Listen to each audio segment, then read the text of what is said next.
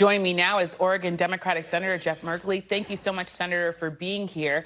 As we said, the bipartisan border bill, it appears to be dead after President Biden, of course, brought in a lot of Republican demands. So what do you think Senate Majority Leader Chuck Schumer should do now? Should he still bring it to a vote?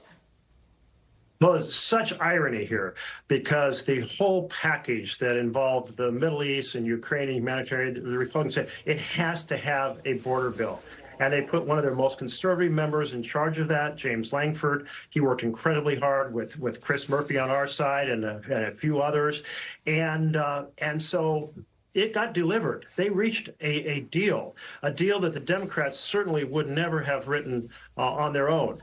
And suddenly, here's Trump saying, we don't want a border deal. I want this to be an open sore, an open problem through November. So we have this open border mentality among the Republicans. In 2013, we had bipartisan support for a massive bill, including lots of border security. Republicans torched it in the House. In 2018, again, Republicans torched border reform. Now we're in 2024. They're torching it again. They want a broken border, which is of course, the opposite of what they argue to the public. And the frustration is just enormous. I understand that, Senator, but what should Senator Schumer do about this?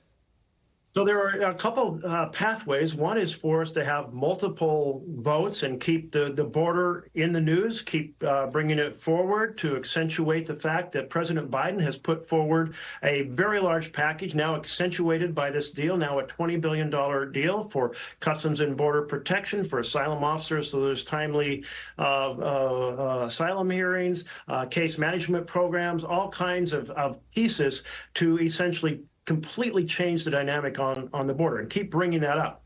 A second piece of this puzzle is that it is absolutely essential that we consider Ukraine. We are at a Munich moment. Remember 1938, Chamberlain goes to Hitler in Munich and says, you can take a big slice of Czechoslovakia and we'll just declare peace in our time. We are at that very moment now on Ukraine, where failure to fund the armaments that Ukraine needs, breaking the coalition and the unity with Europe, means we're essentially saying to Putin, you know what? You go ahead. You run over the top of Ukraine, and we'll just look the other way. That would be a massive, massive mistake. So I think what's going to happen is we're going to attempt to do both in some formulation.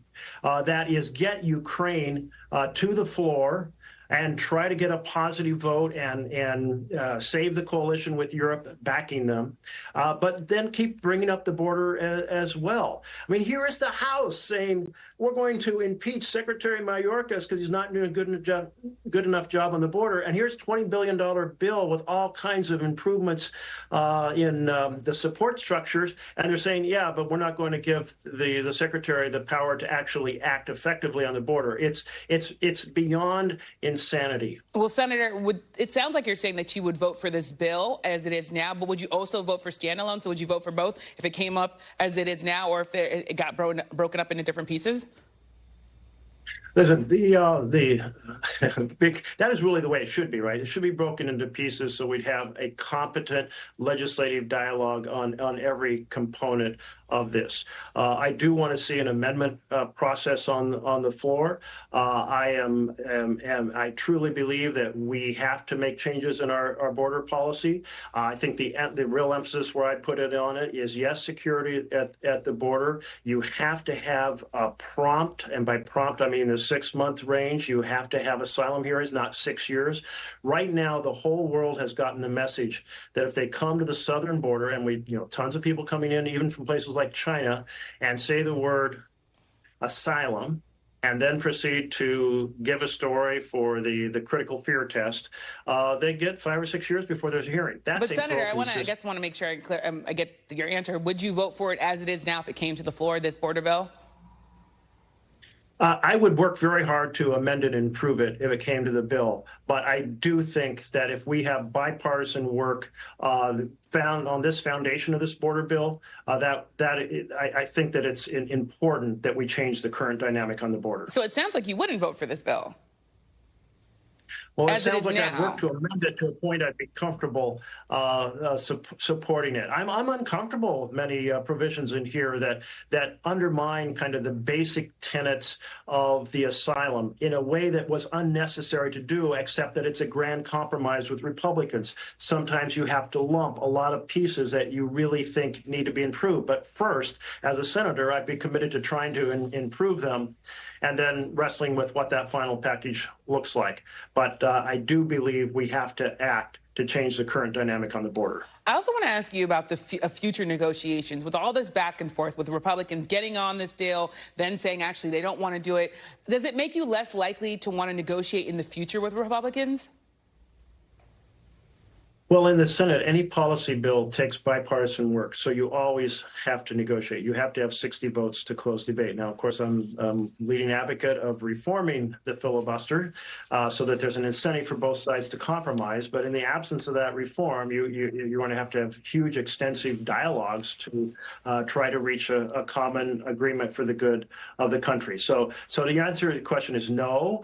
You have to keep working to have a conversation across the aisle.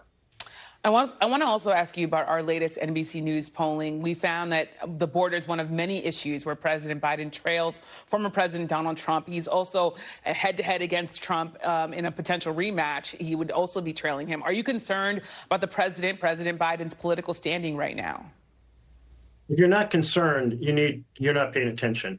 The strategy of authoritarianism that Trump represents, what his commentary has been about the people he'd hire to basically run the country exactly the way he wants, regardless of the checks and balances in the system. This is scary stuff. We've watched many democracies go off track around the world. We are at great risk. And so, yes, I'm extremely concerned. And there are big issues in the world that we have to figure out. We have to figure out Ukraine and the Middle East and the border, but also the fundamentals for working families, the cost of housing, the cost of drugs. There's so much we could do if we had a Senate and House determined to fight for American working families. Senator, I want to ask you about one other poll that stuck out to us. 76% of respondents said they're concerned about President Biden having the necessary mental and physical health for a second term. Do you share any of their concerns?